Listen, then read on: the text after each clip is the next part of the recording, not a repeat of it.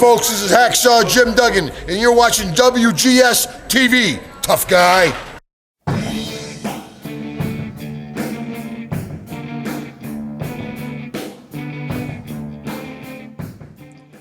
Hello everybody, welcome to another installment of WGS-TV right here on youtube.com/WrestleGamer and ZepX TV.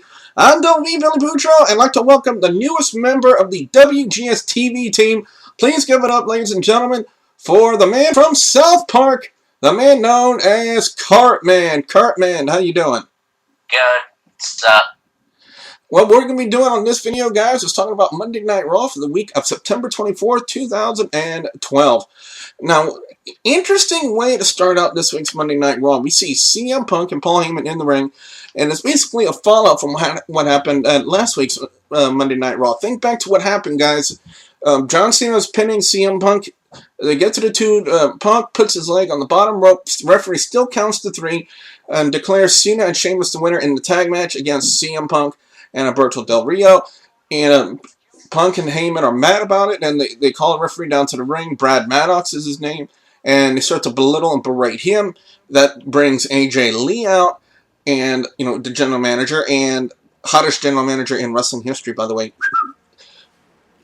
Does it kind of show how lonely I am? Anyway, back to the segment.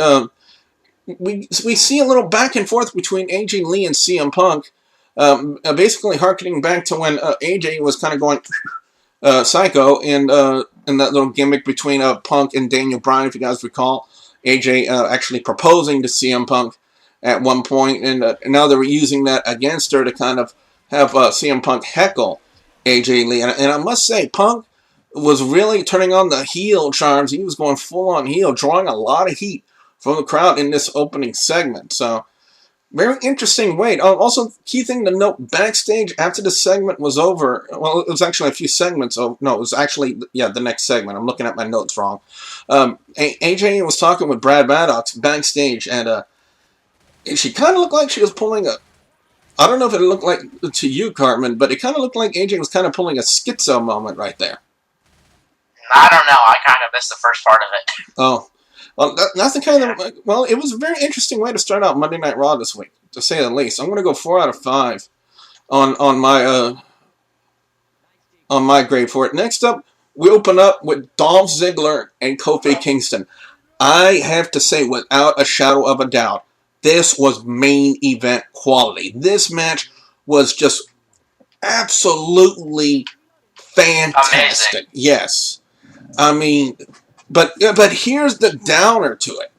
When you open up the show with such an amazing match, like what happened with Ziggler and Kofi Kingston, and I'm guaranteed, I'm gonna say this. Apparently, you would think that a lot of when the way the match was set up to the guys backstage, that they didn't think that the Ziggler Kingston match would have came off as well as it did, but it was just absolutely amazing.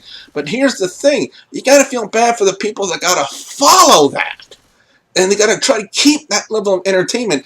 And in some instances, looking on my notes of Monday Night Raw, it happened and it didn't happen. And well, you kind of get what I'm saying, right, Cartman? Yeah. But this was by far one of the best opening matches I have seen on Monday Night Raw in quite some time. My score for this one, 5 out of 5. Also got a keynote thing to remember. R-Truth kind of got the old soda cup jitters, if you kind of get what I'm saying. She apparently Vicky Guerrero started to make fun of little Jimmy, and R-Truth took offense to it. And next thing you know, it looked like I couldn't tell what kind of soda it was, but Vicky Guerrero got a soda bath. But my score for this, 5 out of 5, without a shout. Cartman, your thoughts, please, on Dolph Ziggler versus Kofi Kingston. Yeah, like you said, it was one of the best matches that I've seen in a while to open up Monday Night Raw, and the Vicky Guerrero thing I found it very, very funny. Speaking of things that were funny and mind-bending in a sense, apparently Kane and Daniel Bryan's therapist is trying to, like, role therapy, something, I believe it was. Yeah, something like that. I don't even know what it's called. And, he's talking with Daniel Bryan, and then out comes Kane in a cook's apron and a name tag that says, "Hi, my name's not Kane, my name is Gerald." Okay. Why? I mean, I'll say this, though. D-Generation X, Shawn Michaels, Triple H, they can pull up these kind of funny segments. And Kane and Daniel Bryan came damn near close to kind of pulling a DX in here, because these segments, we're going to talk about them each one as they came up, but these segments were like downright, hilarious in a sense. I mean, they're trying to take Kane and Daniel Bryan, and they're really trying to do something with these two. And I must say, so bravo to the WWE, and they really, really got it good. And they also kind of used the segment to kind of set up what they were trying to do with them tonight, and that was to name the tag team. The fans got the chance to name Kane and Daniel Bryan, and we'll get to the choices when we get to that. But anyway, as far as this segment goes, Cartman, remind me never to eat at a restaurant where Kane is the cook. Exactly. That's all I'm going to say. And then the match number 2 from Monday Night Raw saw the primetime players of David Otunga and Titus O'Neil taking on Santino Marella and Zack Ryder. Why? Because it was an okay match. The players and Santino Marella and Zack Ryder, it was an okay match, but to me, well, sometimes you got to figure out a match has got to have a meaning, and sometimes a match doesn't have a meaning. This match did not have a meaning whatsoever. Maybe to put over the primetime players as possibly the next tag team contenders to go against Kane and Daniel Bryan. You never know. That's probably what they used here, because Marella and Ryder have been a tag team they've done some matches before, and they've looked pretty solid as a tag team. I remember one time watching a matchup on WWE Superstars on their YouTube channel of Santino Marella and Zack Ryder, and they defeated Kurt Hawkins and the now departed from the WWE Tyler Rex. But anyway, I'm going to go. It was an okay match. I'm going to split the difference. I'm going to go 3.5 out of 5. Cartman, what do you think? And what are your thoughts about this match? And do you have a score? No, I don't have a score, but it was okay, but it could have definitely been better. I'll just say that much. Now, WWE is building up the fact that they have a special guest, and boy, did they ever have a really good special guest in the form of the hardcore legend himself, Mick Foley. And apparently they were going to use Mick Foley to kind of build into Hell in the Cell, since it was him and The Undertaker that really made this match famous. You guys remember King of the Ring, when they had the Hell in a Cell match between Mankind and The Undertaker, and when Undertaker threw Mankind off the top of that cell. That really cemented the Hell in a Cell as a permanent fixture gimmick in the WWE. If it was not for Mick Foley taking that dive off of that Hell in a Cell, we possibly would not have a Hell in a Cell match today, to be honest with you. That's my personal opinion about it. But what better person to have build into a Hell in a Cell pay-per-view than the guy who made the match famous in the first place, in Mick Foley. And apparently he was calling out CM Punk, and I must say, phenomenal segment between these two guys. Foley trying to get into Punk's mind about, why he's doing this. It's basically Mick Foley pulling the same thing that John Cena has been pulling, calling Punk, you said he was the voice of the voiceless, change was coming, and yet change never came. And apparently I also got the announcement that AJ Lee was giving Punk the option of challenging John Cena in a Hell in a Cell match for the WWE Championship. So, but I must say, 5 out of 5 on this segment. And Cartman, I don't know if you have the same feeling as I, but from the way that they're involving Mick Foley in the build to Punk and Cena, if it still goes off, they're still saying the match is going to go off, besides the point of, the elbow surgery and whatnot. If he can rehab it and be like somewhat close to 100% for Hell in a Cell, I think that'd be good. But it's also a risk that he could further injure his elbow and Yeah. it may possibly cause permanent damage, and it could be the end of Cena's career. You never know. These things happen in the ring. I don't care if you get people out there saying, "Oh, it's fake." These guys really do get hurt when they do get hurt. I'm telling you guys that. I'm telling you that from experience. I've seen it happen. Cena is really hurt, legitimately hurt. He had to have elbow surgery to remove bone bits and cartilage in his left elbow. Excuse me, right elbow. I apologize, but still, he could run the risk. You never know. It all depends if WWE Medical can clear him in time for Hell in a Cell. But from the way they're using it, Mick Foley right now in this build, Cartman, he's got to be involved in the match, possibly as a special guest referee. Yeah, guest referee, or they might find something else to do, but chances are will be involved in somewhere or another in the Hell in a Cell match. Well, what happened later in the night can actually further cement our theory about it, but we'll get to it when it comes to it. Next up, we have this matchup: Ryback versus The Miz. If you guys recall, on last week, the debut of Miz TV, Miz was kind of belittling General Manager of SmackDown, Booker T, and Booker T said, well, he had a real guest for him in the form of Ryback, and Ryback kind of became the Ryback Moving Company, and just kind of demolished the set of Miz TV. And they're just saying, I don't want a guy that big and that muscular coming after me, because that's downright scary. But as far as this match goes, considering the fact that this is really Ryback's first legitimate match against a legit guy in the WWE, considering the fact it's the Intercontinental Champion, The Miz, former WWE Champion, and former Money in the Bank winner, this was a really well-worked match. I mean, Miz did really well to put Ryback over. Now, there's something that we really need to note here, and it's something that both me and Cartman and Cody Hawkins, GCW superstar Cody Hawkins, we were talking with him during Monday Night Raw as well. And this is what we all feel, and this is something that we really need to note to you guys and really need to tell you. Apparently, during this match, and I caught it because I saw it, apparently, during this match, if you guys think back to it, it's when Ryback connected with the lariat on The Miz. A fan jumped the guardrail and tried to get in the ring. Now, this is something I need to really weigh into you guys and make sure that you guys understand. Fans are there to watch and enjoy the show. You are not part of the show.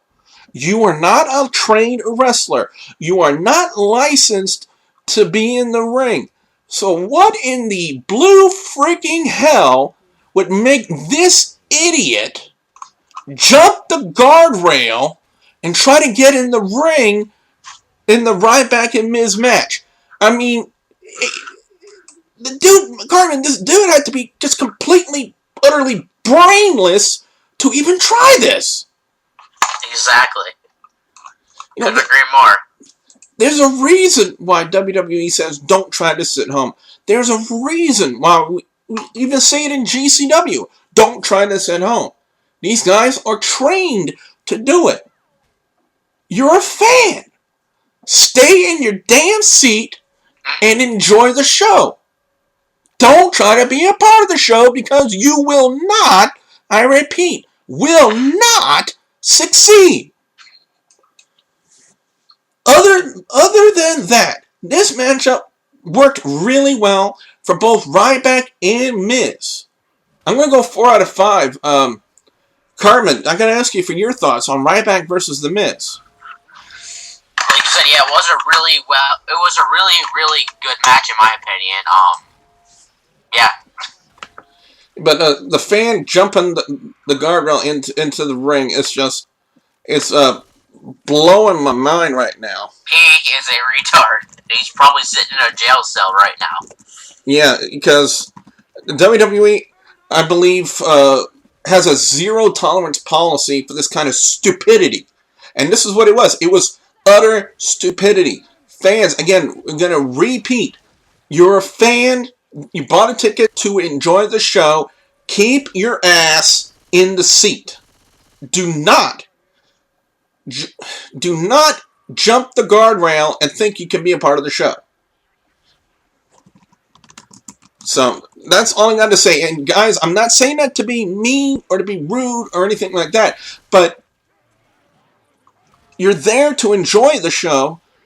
You're not there to be a part of it. Yeah, exactly. You know, I hate to keep re-uttering the same thing over and over again, but I still see the same stupid people doing the same stupid things. That's all I got to say about that. Let's get on with the rest of the review. Next up, we had another Kane and Daniel Bryan moment from the cafe. Apparently, this was... well, for those of you who saw the movie When Harry Met Sally, there was let me just say this, there were a lot of no's and a lot of yes, and a lot of people looking around, and apparently Mae Young wanted whatever Kane and Daniel Bryan were having. My brain is still hurting from that, Cartman. Hey, yep, the same here. But then Kane and Daniel Bryan... it's kind of...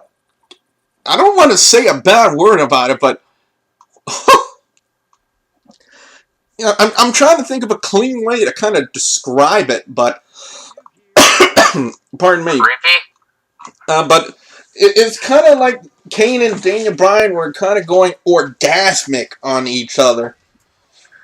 That's all I can... That's my best way to describe it. Cartman?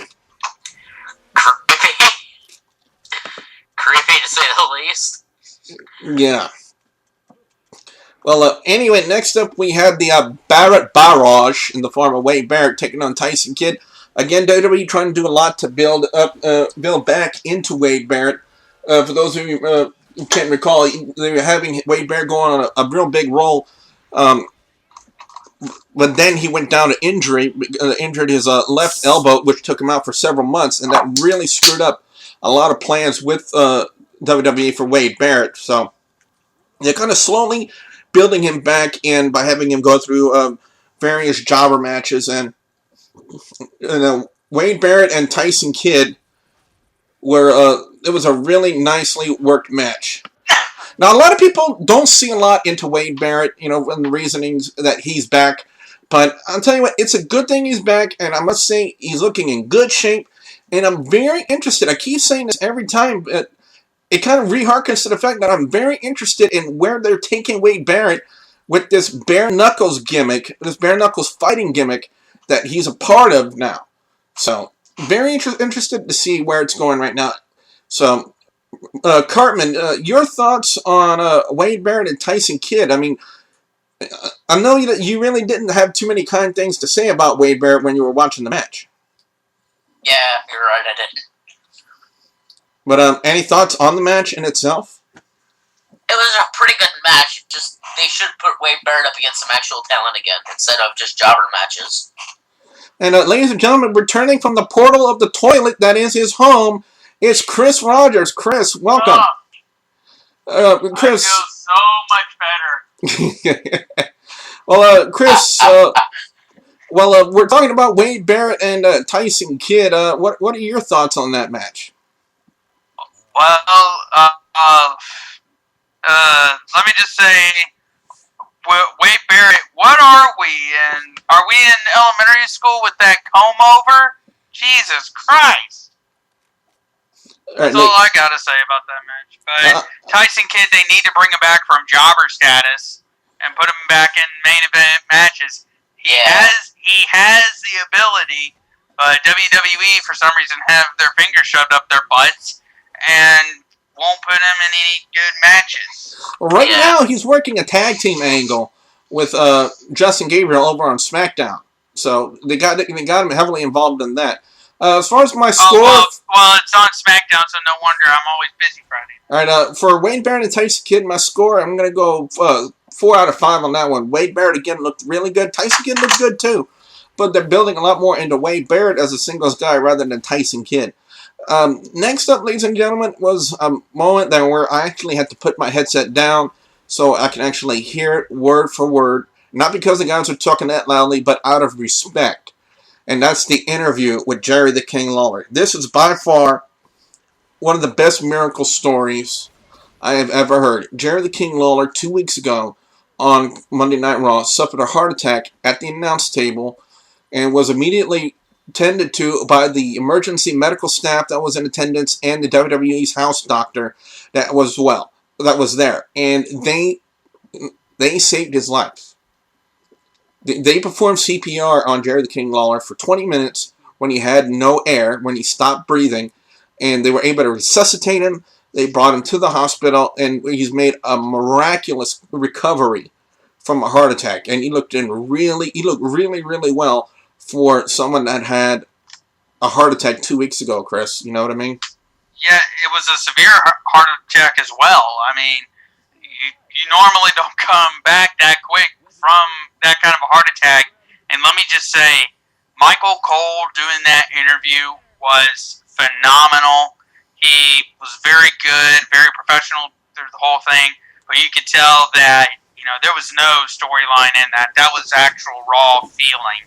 Exactly. And that's what I like best about WWE. When the chips are down, when stuff like this happens, screw the characters. Your true, light comes out. And it shows that Michael Cole actually does have a heart. Yeah. As scary as the moment was, when I actually noticed something was happening with Jerry the King Lawler, I was on a Skype call with Mick37, and I kept saying, they kept panning over during the Daniel Bryan. I will never forget the match, Daniel Bryan and Kane versus the Primetime Players. That's when it happened. I'm pretty sure nobody will be able to forget that, because that's when the whole thing started. I noticed something was going on. I noticed the commentary was lacking. Something happened, and I noticed. I looked at when they panned to the announce table, when they had that in the background during the match. I could see Jerry the King Lawler hunched over. He looked like he was in pain. His face was turning beet red, and then we just get complete silence, and then we get the frightening news about what happened to him. And for him to make such a miraculous recovery from that, Cartman, it just speaks wonders to me. And hopefully, we can have Jerry the King Lawler back very soon on WWE Monday Night Raw. Yeah.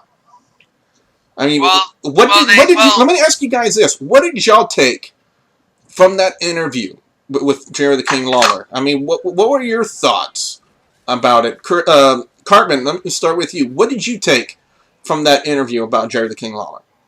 Kind of the same thing as you do, that it's kind of miraculous that he was able to recover this quickly, and,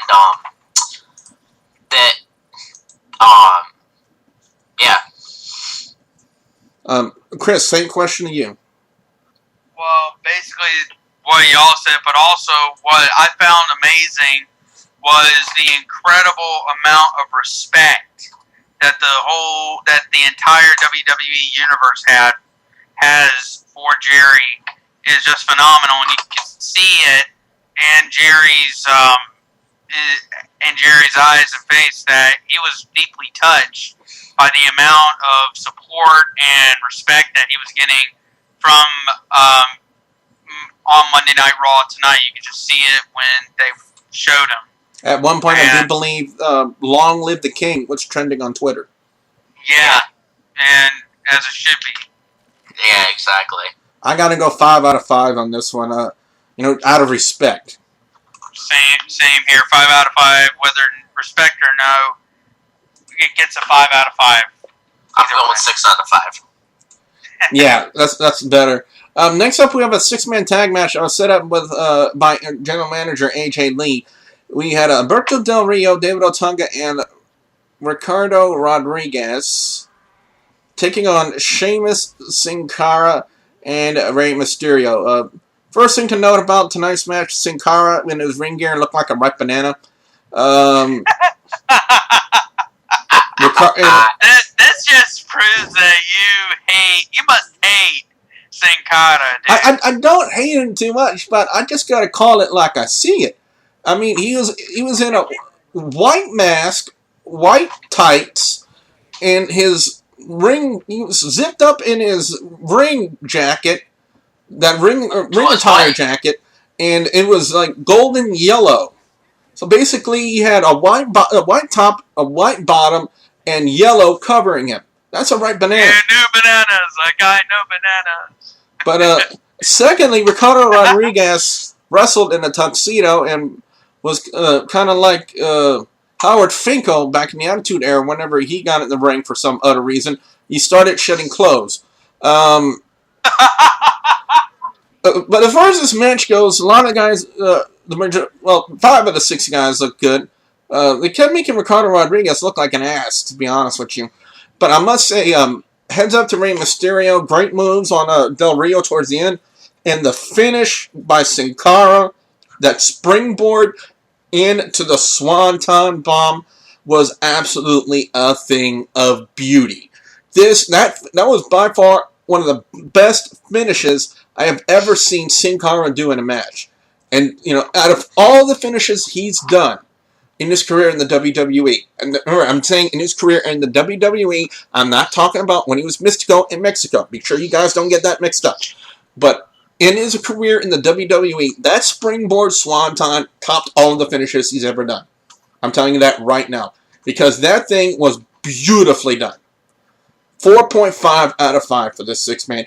And I'm deducting half a point just because I have to see Ricardo Rodriguez man tits. Chris, your thoughts on the 6-man tag? Let me just say, dude, when you were talking about Howard Finkel stripping clothes, let me just say, I'm getting a bad image in my head right now. So because of that, 3 out of 5.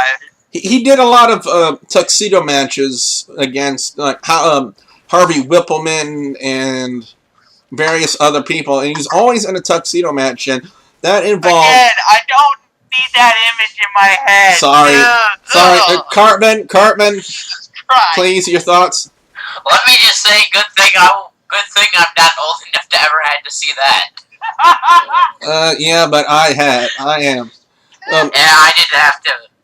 Alright, now... It's probably on WWE Classics on the Yeah, it probably is. Now we get the third... Match, I gotta say, it was a pretty good match, though. Oh, yes. Yeah. And we also got to keep in fact that Mr. David Otunga ate a bro kick after the match was over, courtesy of the whitest champion ever in WWE history, Sheamus. And I don't mean that to be racist. He's literally that white. No retort from Chris. I'm surprised. Anyway. I don't think I caught it, but if it was a white joke, hey, I'm white and I'm damn proud of it. And that's courtesy of Chris Rogers, who lives in Milledgeville, Georgia. Anyway, we get the third installment of the Kane Daniel Bryan Cafe adventures, I guess we can call it, where the therapist wanted Kane to try some salad and Daniel Bryan to try some meatballs and spaghetti and meatballs. First thing to know about that was a damn tasty looking plate of spaghetti and meatballs. I will say that. Yes, it was. Yeah, Made but me hungry. now think about this, guys. Daniel Bryan is supposed to be vegan, and Kane, I'm really pretty sure, doesn't eat salad all that often. He's a carnivore. Yeah. Kane, took a bite of the salad. Daniel Bryan ate a piece of the meatball. And, the therapist was asking Kane if he liked it, and Kane replied, yeah, like that. I think about 15 seconds longer. Yeah. Somebody give Kane a Tic Tac, for God's sakes. Daniel Bryan at first said, he thought the meatball wasn't that bad, and then next thing you know, he has the old heave-ho right into the therapist's crotch. Why? I don't know. But it all leads up. Though. But it all leads up to the fact that the WWE Universe got to pick one of 3 names to name the tag team of Kane and Daniel Bryan. Number 1 was Teamwork, and let's just say that thing got buffed up to hell. That name was never going to be picked. That is Billy Core. He lives in Baton Rouge, Louisiana, or wherever. Louisiana. Billy Boudreaux. Anyway. What did I say? Billy Core. Oh, shoot. I'm going to make sure Billy Core hears that too, Chris. Anyway, the second... Billy Boudreaux. The second name was Team Hell No, and the third name was Team Friendship. And Cartman, I gotta say, you are lobbying very heavily for Team Friendship. Yes, because I thought it would be very, very funny to see the tag team champions named Team Friendship. I figured that would be very, very funny. Well, Chris, when it came down to it, it had to be one of two names because Teamwork wasn't going to work. That name was never going to get picked. So it was either going to be a name that actually kind of fits the gimmicks, the combined gimmick of Daniel Bryan and Kane in Team and Hell No, or Team Friendship to kind of describe the wackiness of especially what they've been doing all night. Because to be honest with you, it's been very entertaining, very funny stuff that they've been doing with Kane and Daniel Bryan this week. I think that they should have named it Team Hug a lot. Oh Lord! But I am. Hey! And their theme music could be the "I Love You" song from Barney. Oh God! Again, that's Chris Rogers. I was thinking about the team named Goatface and the Madman, but. But to be honest, I am quite satisfied with them being Team Hell No. It fits more into a combined gimmick with Kane and Daniel Bryan. And then when we get the big reveal with Kane and Daniel Bryan in the ring, they get attacked by Cody Rhodes and Damien Sandow, or as Mick37 prefers to call him, Mr. Sandals. And by the way, he's got some merch now. Damien Sandow actually has a t-shirt. Check it out, guys. But apparently now they have a tag team name, and apparently they're going to be going after Kane and Daniel Bryan for the tag team titles. The Road Scholars. Great name for Cody Rhodes. Well, it kind of fits into their gimmick, too. It kind of fits into that gimmick, because one is part of Cody Rhodes' name, and they're both trying to pass each other off as being really intelligent wrestlers. So it kind of fits for them to be called the Road Scholars. You're the son of someone who danced around like Elton John. Who is now a Hall of Famer, a former NWA World Heavyweight Champion, United States Champion, TV Champion. Need I go on? Well, I mean, you had that, but, I mean... One of the charismatic wrestlers of all time? He's never been WWE Champion or World Heavyweight Champion. But he's been NWA... They're always trying to get to that status. Yeah, but here's the thing, though. To kind of sidetrack from what we've been talking about in the ring, when it comes to the American Dream, Dusty Rhodes, people only heavily consider his time in the WWE as the legit part of his career, which is not true and not right.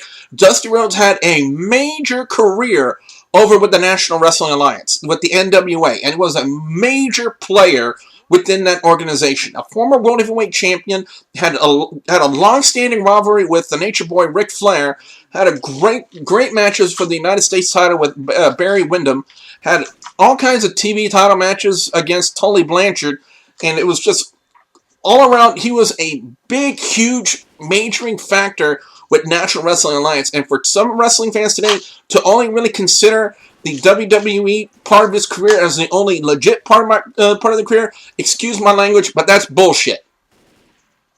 Complete and utter bullshit. Dusty Rhodes was huge over in the NWA, and people are not even going to consider that. They're only going to consider his time in the WWE as the major part of his career, and that's total bullshit. And I'm calling that right now. So that's my feelings on it. Now, to get back to what we were talking about with Kane and Daniel Bryan and Cody Rhodes and Damien Sandow, this has the makings for possibly something very interesting, finally, in the tag team division, wouldn't you say, Chris? Oh yeah, I mean, we're finally seeing the tag team division start making a comeback and actually seeing some good tag teams. Team Hell No, I think, is kind of going to be like, it's basically going to go down like the tag team of Santino Marella and Vladimir Kozlov. You know, in my opinion, they're just going to be used as comedic relief. And which is kind of sad. Santino Marella and Kozlov, well, I think they were tag team champions once, weren't they? Yep. Yeah, they were. Okay. Well, you never know. You never know. That was then, this is now. You never know how it's going to work. You know, it all depends, I believe, honestly, on how well Team Hell No, that gimmick, will get over on the WWE Universe. I mean, they picked the name. They picked the name. I'm wondering if the next move they have is invite Team Rhodes Scholars to a tea party in the ring. That'll be freaking hilarious if they do that. And nightmarish. Thank you, Chris. I won't be sleeping tonight. Welcome. 4 out of 5 on the reveal of not only Team Hell No, but Rhodes Scholars as well. Now let's go to this next match. It's Eve Torres and Beth Phoenix taking on Layla and Alicia Fox. Now I need to really clarify something for you guys, because I know, like, over the past week, it's been exploded all over the internet that Beth Phoenix was leaving the WWE. That she was done. She had quit. Apparently, let me clarify, because I was able to clarify it with a good buddy of mine over on youtube.com/RevampedWrestlingHD. He clarified to me that the information is that Beth Phoenix will be leaving at the end of October. The end of October is when Beth Phoenix will be leaving the WWE. And that's literally going to kill the Diva division in the WWE. It was already half dead to begin with, but now they're going to lose a talented diva, one of the few talented divas in the WWE who actually has in-ring ability, and they're going to be losing her. That's going to kill the Diva division. But you have something to say, Chris? Basically, a lot of these days, and it's sad, but the way to make it as a diva this day and age is you got to have boobs. Yeah, real and apparently, and not man tits. And apparently, people thank you for making me feel ashamed of myself. And so, while Kelly is expected to be back full time with WWE at some point this year, they've said that for the past year. But Beth Phoenix, it's going to be a sad day when she goes. But we still have Natalya. I don't know why they abandoned the farting gimmick, because that was funny as hell. But anyway, that's very interesting. You bring up the Kelly thing, and I'll tell everybody why. It was a decent match. It wasn't a good as Ryback and The Miz, or for that matter, Wade or Dolph Ziggler and Kofi Kingston. But it was still a decent tag team match. Even Torres and Beth Phoenix win. Then Caitlyn comes out on a crutch and says that she acquired the security footage from Night of Champions when she got attacked, and said she could not see the attacker's face, but could see the attacker's hair. Blonde. Eve Torres immediately fingers Beth Phoenix, and when Beth Phoenix turns her back, that's when I saw it coming. Eve was going to jump Beth. Hey, Billy, you may want to rephrase what you just said. Yeah. No, she said the hair color was... Oh, never mind. Trying to keep it PG here. But anyway, Eve Torres jumps Beth Phoenix. I saw it coming and hits her with that neckbreaker finisher. But think about what you just said, Chris. That the WWE has been trying to bring Kelly back in to the fold somehow. Now think about this. Beth Phoenix adamantly denies... Yeah, think about it. We were discussing this while we were watching it, Yeah, Phoenix denies being the one who attacked Caitlyn. I'm getting this feeling here that they're going to try to bring Kelly as a heel. Kelly back as a heel. It's just a thought. But it kind of makes sense. I mean, the only other blonde they have on the roster right now... Natalya. Yeah, exactly. Is Natalya. And if they go after Natalya and Natalya denies it, then boom, it's an automatic. It's automatic. It's got to be Kelly coming back as a heel. The matchup in itself, I'm going to go 3 out of 5. It wasn't good, but it wasn't awful either. But I got to split the difference on that one. I'm pretty sure Chris did a lot of splits, if you know what I mean. But what are your thoughts on the match? First of all, if I did split, I would have to go to the hospital. So would I. They would need the jaws of life to pick me up. But, 3 out of 5 for a 3-minute match. So, and by the way, I have something to say after we finish the Raw review. Okay. Something big you'll want to know. Okay. Cartman, your thoughts on the Tag Team Diva match? It was pretty good. 3 out of 5. The next up we had Brodus Clay taking on Tensai. And okay, my initial thought was, okay, I hope this ring is supported for all this weight. And I'm not trying to say that as a joke. Tensai, 360 pounds. Brodus Clay, about a biscuit over 350. Combined, that's over 700 pounds of weight. You know, that's a lot of mass, a lot of humanity between those two guys. And then, now I'm trying to think of, why are they having a Tensai Brodus Clay match? And then next thing... Yeah, it's a lot of fluffy man in the ring. Yeah. We had the return of the Big Show. The Big Show is back in the WWE. He requested some time off after SummerSlam. He was granted that, but now considering the injury to John Cena, they would kind of need him to come back, and he obliged, so Big Show is back. And he knocks out Tensai right on the jaw with a quick right jab, and does the same to Brodus Clay. Now think about this, when Brodus Clay, Tensai, and Big Show were all in the ring together, that's over 1,100 pounds of weight in that ring. Thank the gods that nobody actually took a real bump in that ring, because honestly, Chris, that ring would have exploded. Yeah, if they did like a suplex like they did at that pay-per-view. You're referring to Mark Henry and the Big Show. Yeah, it was equivalent to a pickup truck, and I don't think the ring was meant to support a pickup truck. Yeah. It did support, a beer bath from Stone Cold Steve Austin. Yeah, but that won 1,100 pounds of weight. I just support a pickup truck inside the ring. Yeah, it's not meant for that. Well, he didn't bring the pickup truck in the ring. He brought a hose from the pickup truck in the ring. Oh, yeah. So, yeah. 3.5 out of 5. I must say, great to have Big Show back. He's really needed now because of the injury to Cena. They need him back to do some in-ring work. Yeah. Chris, starting with you, your thoughts on the supposed match between Tensai and Brodus Clay and the return of the Big Show. I was kind of zoning in and out, but I still enjoyed it. It was still an okay match, and yeah, that's basically all I have to say about that. Cartman, your thoughts? It was pretty good, but I did not expect to see the Big Show return, and my opinion, there was no Sakamoto, so I think Tensai hates Sakamoto. Possibly. Yes, I'd like an order of Sakimoto with soy sauce. Yes, and hold the mayo, please. But and then we end, of course, the segment with John Cena talking about his arm surgery, and we were talking about this on Skype with Cartman and Cody Hawkins. Is good thing they caught this now, because if Cena would have waited down the road further to have this surgery done, he could have risked real damage to his right arm and elbow. So, yeah. Even though it was bad timing, it still had to be done. So, unfortunately, Cena's out. He won't be able to do anything.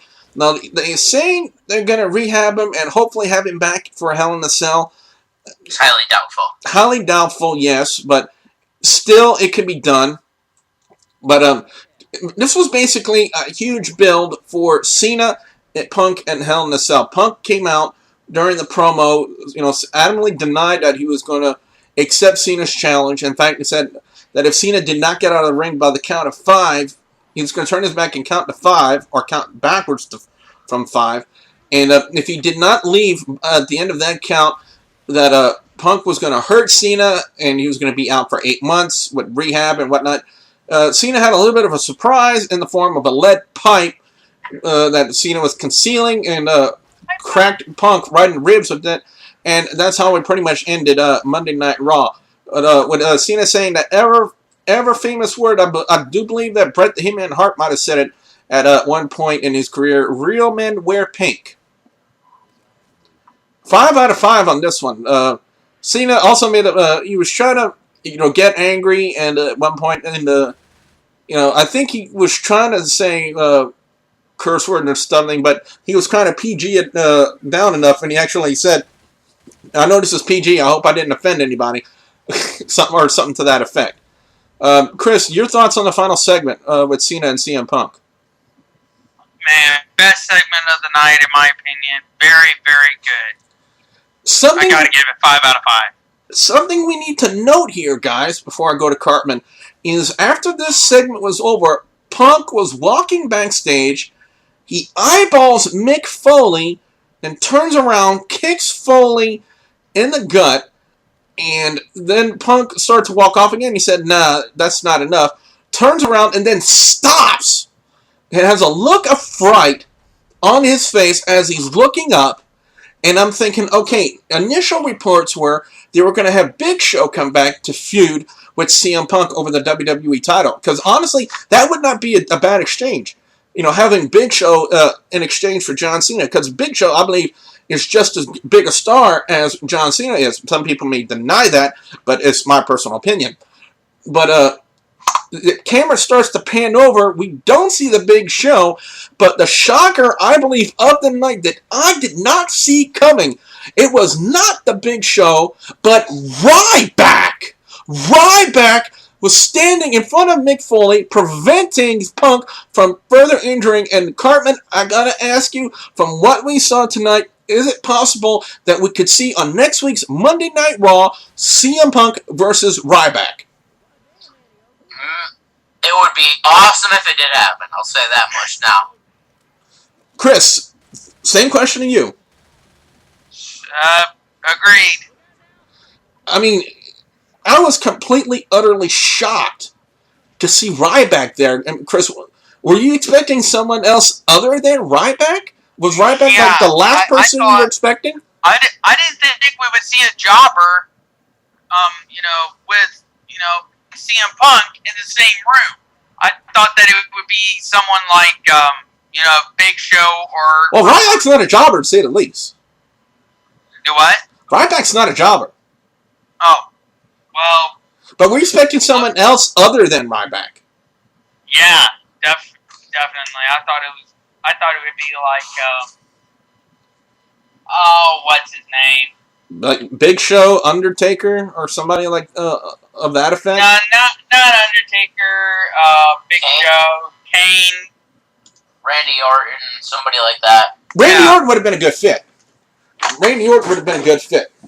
Overall score to Monday Night Raw this week, I'm going to give it a 4 out of 5. Great opening with the segment with Punk, Heyman, Brad Maddox, and AJ Lee. Dolph Ziggler and Kofi Kingston, phenomenal. Best opening match I have seen on Monday Night Raw in the longest time. It was absolutely phenomenal.